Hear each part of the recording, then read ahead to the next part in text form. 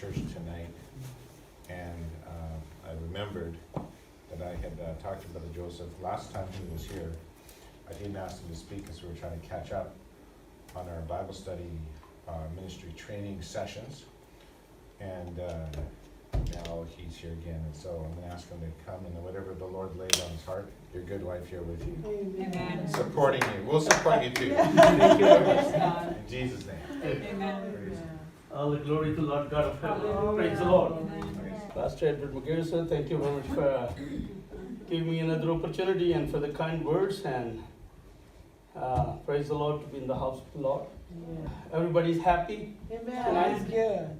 Smiles. Amen. Looks like it. Praise the Lord. Hallelujah. Amen. I welcome you all in the name of Jesus Christ. You guys are the blessed one to whom God has blessed with the time to come in and then have the opportunity to have the prayer, fasting, and teaching and preaching sessions. So it's a mix of everything, right? So praise the Lord. Praise our God. Amen. Praise the Lord. Amen. So Pastor Edward Mushir, sir, thank you very much once again for giving me this opportunity, and the people who are new, we welcome you. I think the people online who are watching us right now, we welcome you here in the house of the Lord. We'll start with my just a small prayer, just to have the anointing of the Holy Spirit. And our Heavenly Father, we thank you. Praise the Lord for blessing us with this opportunity, the time, the health, and all the good things, the resources, so we can share the word of God, Lord. So we thank you for the life, for health, for this timing.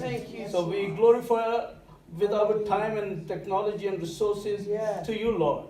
We thank you for all the people who are gathered here, who were able to come in here and get the blessing of the Lord, and to share their time share by the worship. So we pray the people who are in their way still coming here, bring them here safely, Lord. And we thank you for Pastor Edward Mushir for providing this opportunity, so the word of God be shared. Lord, your disciples are here, so I want you to please anoint us all with the fresh anointing of the Holy Spirit. Lord, I surrender myself. My knowledge is nothing, Lord. I am illiterate. I am nothing but, Lord, so I need the fresh anointing of your Holy Spirit, Lord. So you anoint my lips, my tongue, and give me your knowledge, wisdom, and understanding, so I can speak what you have given to me, Lord. So, Lord, we thank you. Your disciples are here. Bless them as well as they are hearing here, and the people who are watching us online, anywhere in the world. So, all the glory to Lord God of heaven. In Jesus' Christ's name, I pray, and all the Lord's people say, Amen. 1 Peter chapter 2, verse 8 says that Lord Jesus Christ has go through all the sufferings, leaving us an example. So that's what I will speak on the word example. What does that mean? That's what I will mention here. Christ suffered for us, leaving us an example. In order to know the meaning, I will go through the examples. That's what we have to prove, right? So I will talk about the events from Holy Communion to the crucifixion on the Mount of Calvary. And on the Mount of Calvary, I will also talk about the 7 sayings of Jesus on the cross. And then 3 videos I will show, subject to availability of time, because it's a 45-minute session. So if I have some time, I will, definitely. So the video 1 is about 2 minutes, 8 seconds. And it talks about St. John chapter 13, verse 4. And then the second video is about 4 minutes and 21 seconds. And the third one is about 5 minutes. Everything subjective. And then after, I will make a conclusion. And then today's session is 45 minutes as usual. So folks, Christians recently celebrated their Easter time. On 14th of April, it was the Palm Sunday, and on 18th of April, it was internationally the Holy Communion Celebration Day. And then on Friday, we celebrated the Good Friday Day, right? Good Friday. Then on 21st April 2019, that was the Easter celebration, which is also known as the resurrection of Lord Jesus Christ. I have in my heart to learn about this festival celebration, Easter, also known as the resurrection of Lord Jesus Christ. So my presentation is from the Holy Communion to the crucifixion of our Lord Jesus Christ on the Mount of Calvary. And that's what I will talk about. It starts from, you see, the supper time, Gethsemane, and at the council, Jesus is presented there at the council of the Caiaphas, and the Sadducees and Pharisees there. And then Pilatus, the governor, and then Herod. And then I will take you back to Pilatus, where the verdict is issued that Jesus be crucified, and then Jesus will be punished, lashed, and then that's how he is humiliated, he is disgusted, and whatever you can imagine. And then after, they will send him into the Mount of Calvary to be hanged on the cross, right?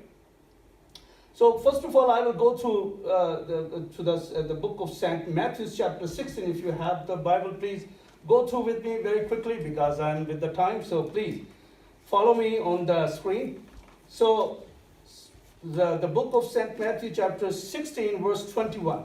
And it says, "From that time Jesus began to show to his disciples that he must go to Jerusalem and suffer many things from the elders and chief priests and scribes and be killed, and be raised the third day."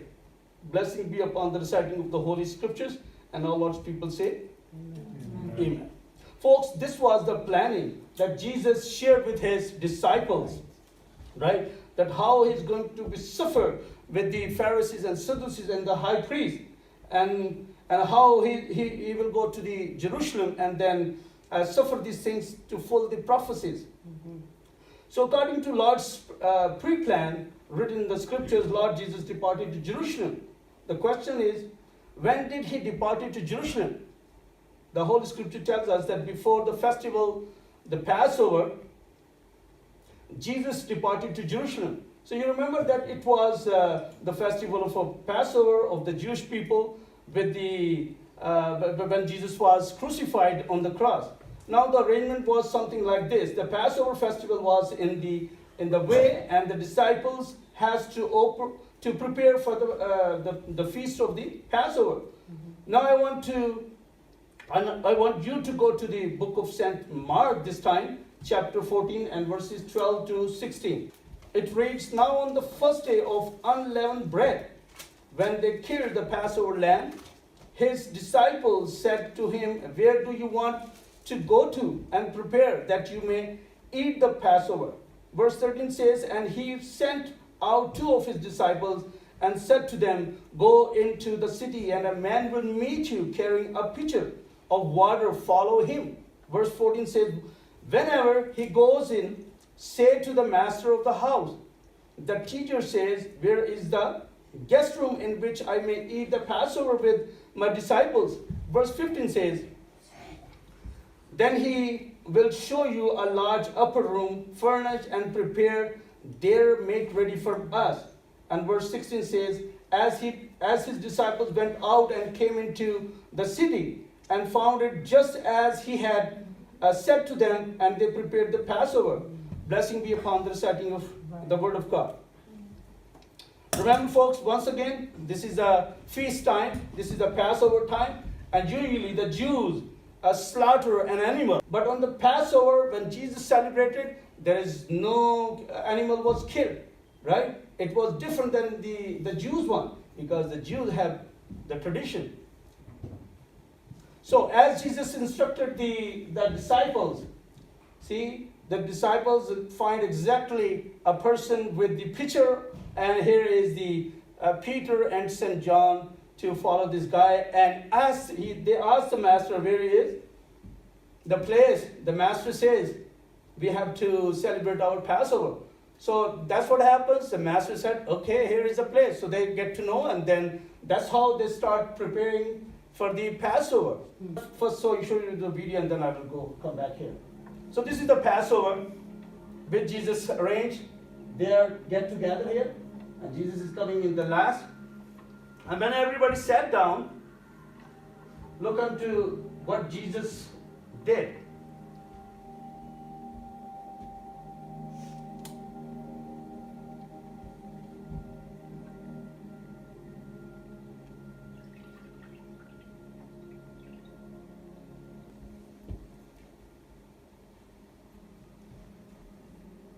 Take this and divide it among yourselves. For I say unto you, I will not drink of the fruit of the vine till the kingdom of God shall come.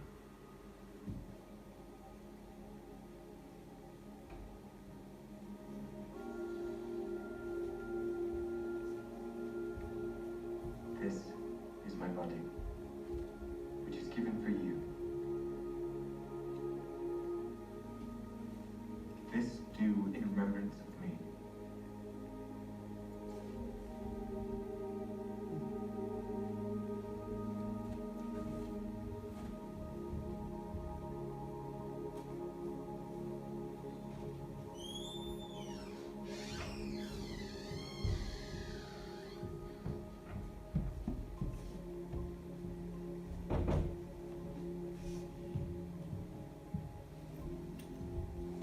This cup is the New Testament in my blood, which is shed for you.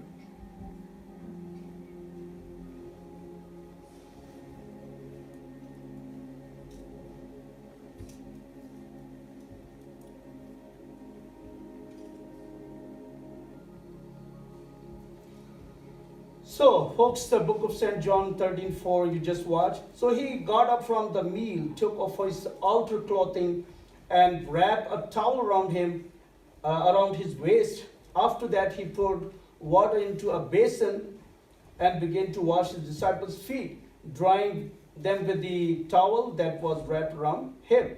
So when he had finished washing their feet, he put on his clothes and returned to his place. And what did Jesus ask his disciples? Jesus said, Jesus said unto them, do you understand what I have done for you? And then verse 13 says, you call me teacher and Lord, and rightly so, for that is what I am. Now that I, your Lord and teacher, have washed your feet, you also should wash one another's feet. And the key verse is verse 15. It says, I have set you an example that you should do as I have done for you. Folks, you see in this video clip, Lord Jesus can be seen for Passover festival at the upper house where my Jesus shared Passover with a newly styled and different style. No animal was slaughtered or killed, right? So I want you to share another verse from the Bible. Is first epistle of Peter, chapter 2, verse 21. Yeah, first epistle of Peter, chapter 2, verses 21. It says, For to this you were called, because Christ also suffered for us, leaving us an example that you should follow his steps. And that's what my subject is. The example. Jesus left us an example to follow his footsteps. And in this video, we just shared that how Jesus was the example, right, for us to follow him, the footsteps. Jesus said to them, all of you will be made to stumble because of me this night, for it is written, that was a prophecy about him. I will strike the shepherd and the sheep will be scattered. So verse 28, but after I have been raised, I will go before you to Galilee. 29, Peter said to him, even if all are made to stumble, yet I will not be. 30, Jesus said to him, assuredly, I say to you that today, even this night, before the rooster crows twice, you will deny me 3 times. Last verse. But he spoke more vehemently, means in a forceful, more passionate way, and or in an intense manner. Right. I have to die with you, I will not deny you. And they all said likewise. This is the place where Judas Iscariot came with great multitude, with sword and clubs from the chief priests and elders of the people. Yes. This is the place where they laid hands on Jesus and took him. And those who laid hold of Jesus led him away to Caiaphas, the high priest, where the scribes and the elders were assembled, right? And then here is the place when Jesus was persecuted and was brought into the council of the Caiaphas, and they asked him so many questions that, are you the Son of God? And they were investigating, and then what happens? Jesus stayed quiet, but when they asked, are you the Son of God? They said, yeah, you say so. So that's what get them angry by convicting him, putting the verdict of being blasphemy. So what I'm saying is, here Jesus was investigated, and as Jesus was investigated by the Caiaphas and the Sadducees and Pharisees, all the high priests, the people, the Simon Peter who was saying, oh, I will never deny you. He was tested, tempted, and he denied 3 times until the rooster crows. And then he realized, oh, Jesus, mentioned me that you will deny me. Right? So Jesus knows all the future things. What's in your heart? So what happens? He denies. And then that's what happened. Jesus was investigated inside. And then another person said to Peter, I see your accent is like Jesus. So they know you by your accent, by whatsoever you do, because you are living in the company of the Lord Jesus Christ. So that's what the example is. We have to, but we don't have to deny it. Apostle Peter said, I will never deny it. Unto us, sometimes we are so excited, so passionate about our faith that we will not deny it, but we are humans, folks. Don't forget. We are still humans. Pastor Edward McGarrett, Brother Robert is not your role model. Don't expect us that we will be 100% all right, more righteous or look righteous or whatsoever. We are humans, but that's what we are learning.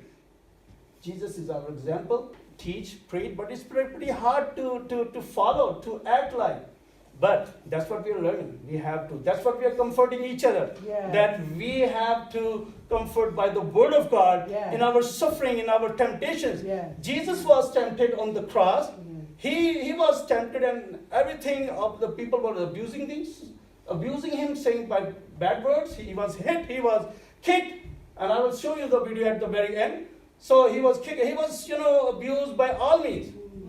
Even he was abused by the lashes. You know what was the law of the Moses? The law of the Moses was that when one of the Jews, he make mistake, offense, violate, sin, something, anything you can expect. The charge was you have to give them the punishment, and you have to appoint a judge and another person who will count the lashes. So lashes was set in the Mosaic law that 40 lashes will be spanked or lashed. When they start hitting somebody, the punishing, they count 1. And the judge is sitting here, another person is sitting there. And they are counting 1, 2, 2. And then they are counting. And when the 39th lash is spanked, is hit, the judge says, stop. And then they let him go. Because the judge assumes in the law that probably the counting person haven't counted right. So we don't want to go over 40 lashes. So that's what happens. Remember Apostle Peter, he mentioned in the Bible that I have been lashed 5 times, 40 minus 1, 39 lashes, right? So that's the reason. So what do you think about the Jesus? How many lashes they put how many lashes he had? What do you think? Anybody, Brother Robert? What do you think? I'm not tempting, I'm just saying, share, just interact with me. So, remember one of the verse in the Bible, it says, Isaiah chapter 53, verse 3. He was despised and rejected, and you can carry on. I will go with the slide, so just to carry on with that, but I'm missing lots of stuff. But anyway, So I will go through. So here Jesus was. I will come back on my lashes point, but I don't want to skip everything. So well, the law of the Moses, the Moses is to lash 40 lashes to any convicted Jew. The question is why the 40 lashes? Well, the reason is that your own Jews, brother, the reason was not to go over or stick with the 40 ones. So the person who has been punished, if you go over 40, he start hating you because he knows his rights, his obligations. Being the Jew citizen, he knows his rights. Everybody knows. You, me, and everybody else knows our rights. Amen. Right? Amen. So what happens? If he hears that it's 40 and 41, so that's the point. Everybody will get, of course, that's natural. You will get angry and then start humiliating or thinking somebody least or whatever, inferior person, something or whatever. You start hating him, right? So that was the reason they don't want you to go over 40. It's just 39 lashes and that's it, right? But in Jesus' case, they despise, they humiliate. The Apostle Paul mentioned in his epistle to the church of Corinthians, chapter 11, 24. 5 times I have been, so that's what I mentioned already. So the question was how many times Jesus was, how many lashes Jesus got. So I said, what do you think? Well, there are so many reasons. There's 3 schools of thought. So everybody thinks differently. Some scholars say that Jesus was also punished by 40 lashes, minus 1. And well, according to the book of Isaiah, that's what my bringing it says he was despised and rejected, right, by men, a man of sorrows and acquainted with grief. And we hid, as it were, our faces from him. He was despised, and we esteemed him not. So 2 times the word despise is mentioned here in one verse, right?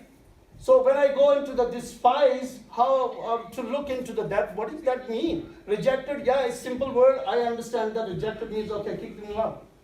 Rejected, right? There are words for the despise, so that's what I will mention here. Yeah, so when I go to the blue letter bible.org, into the search bar, I mention despise, and that's what the result comes in. Despise, and when it gives me the tools for the despise. He is despised and rejected of men, and then so many others. Birds, wherever it's there, right? So what I'm saying is, when I go for next to go click my tools. So tools, and then I click interlinear, and then I go to the word meaning. It's called mosaic text, so it will lead me there. So this is the word despise, comes in so many references, so many places. So when I go into the, so when I go to the mosaic text, you can see here is, this is the verse, and then when I click the tools, and it gives me, he is despised. And when you click the Strong's H959, it will give us the meaning, and I will also show you how they call it Haza. Probably I'm not pronouncing it right, but I caught it and put it there so you can know. So that's what I'm saying. I did the research and find out what I'm sharing right now.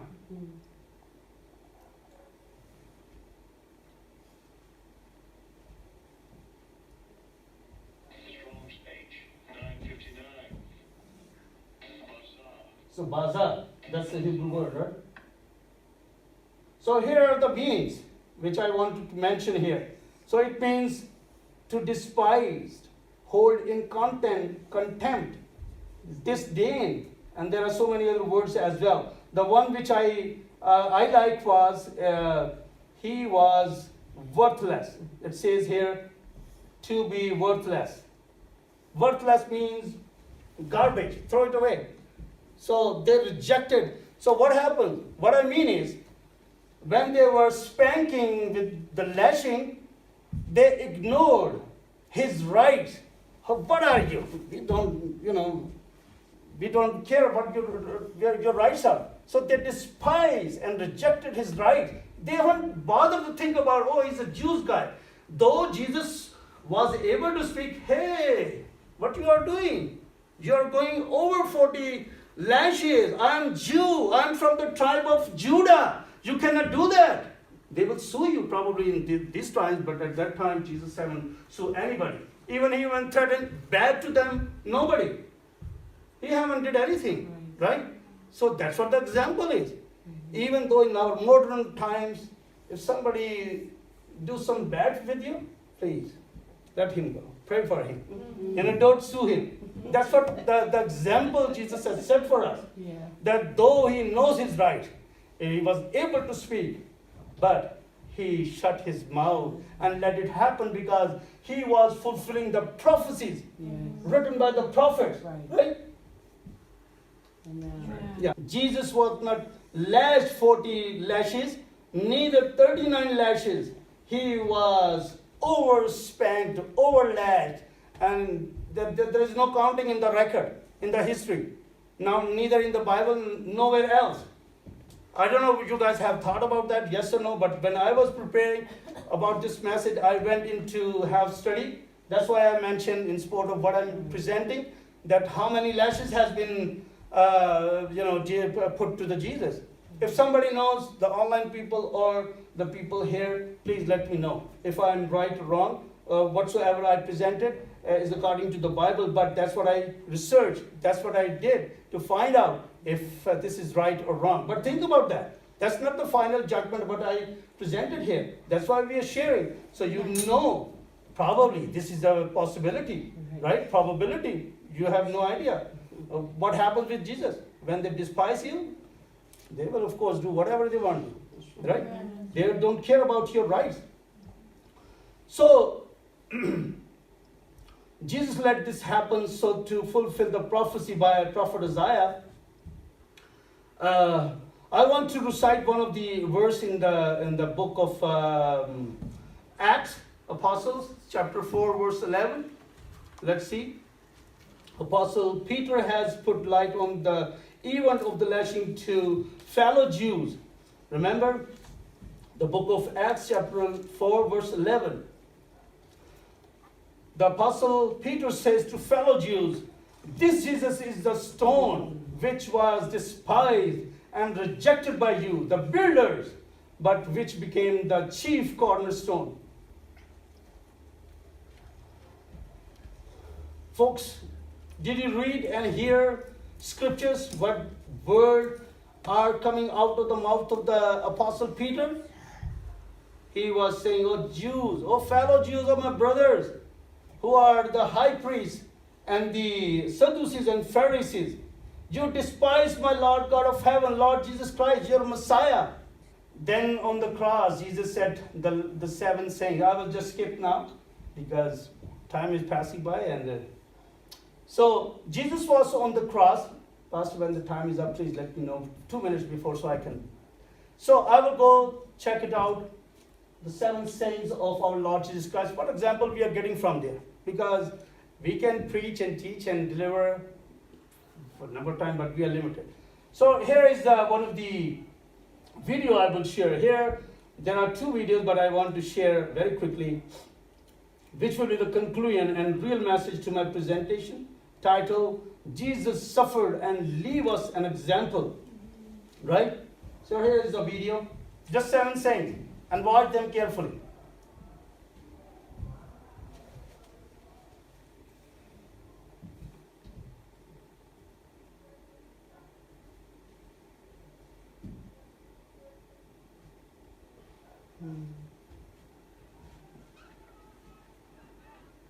Amar di Harus bet Kadish, what it meant, what you mean.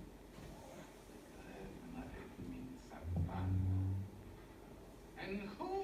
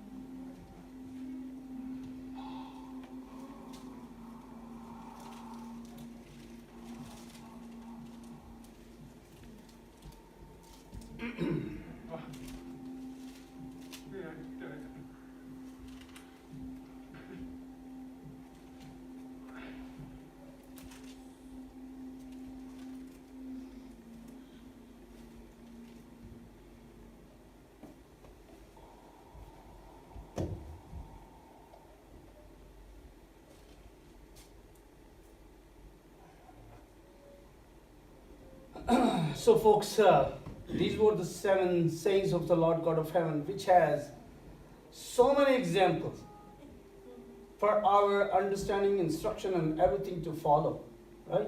The role model. The first one, Lord, Father, forgive them. It's a saying of intercessory. So it gives us an example that we have to pray for our enemies and pray for their being the intercessory prayer for them, right? That's what the example we are extracting from these 7 sayings, right?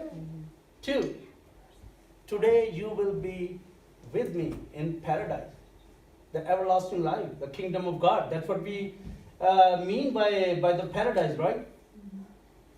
So have you noticed here, 2 transgressors and Jesus, the righteous, is in between, right? One of the transgressors is saying, if you are Messiah, save yourself and save us too. And look unto the other one. This transgressor is blaming, convicting, saying whatever the mood he is, but he is just bad. The other one, before going the other one, did you notice here, Jesus haven't responded him back? But no. But if you read the Bible, you know, Jesus haven't responded him back. Simply ignored. And when Jesus was in the Pontius Pilate, Herod, the king, his council, and then back to Pontius Pilate, he never make any argument or never respond back to the people who were blaming him, right? But the second one, the second transgressor, when he responded to Jesus, he first of all he blamed the other one. He rebuked him. We are having the punishment for our deeds, the bad deeds we did, right? And this guy is righteous. He haven't did any sin. So why you are rebuking him? And then he said, Jesus, when you come into your kingdom, please remember me. That's right. See? And then what happens? Somebody please. Jesus instantly listened to him and responded him back. You will be with me in paradise today. Amen. I make a distinction between these two transgressors. One is saying whatever in his heart, but Jesus haven't even pay attention.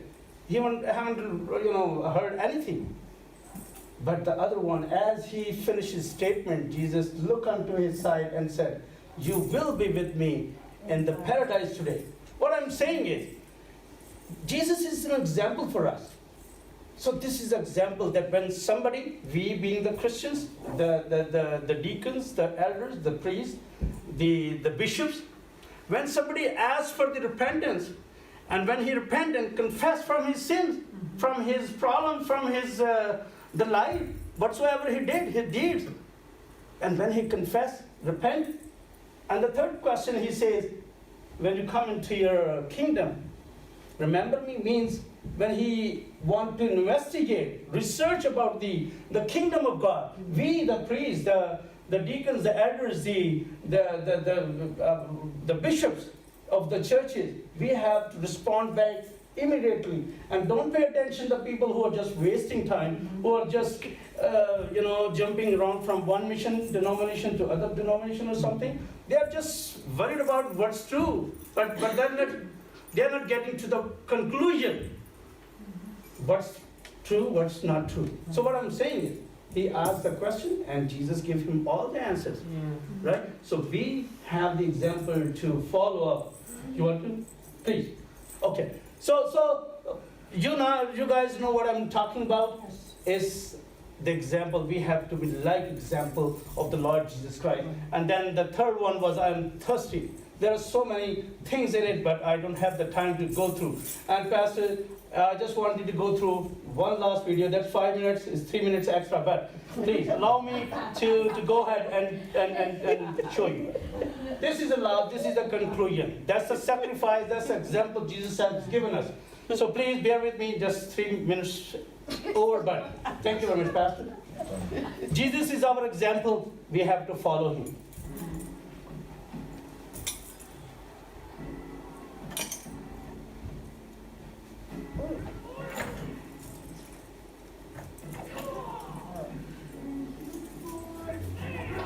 Count how many he slashed, how many punched it.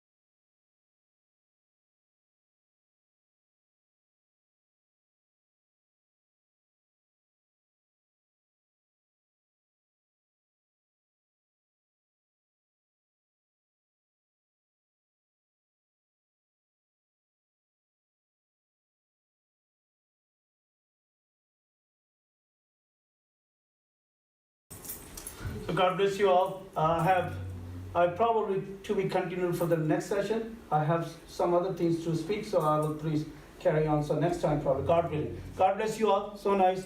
Be like Jesus. That's an example. God bless.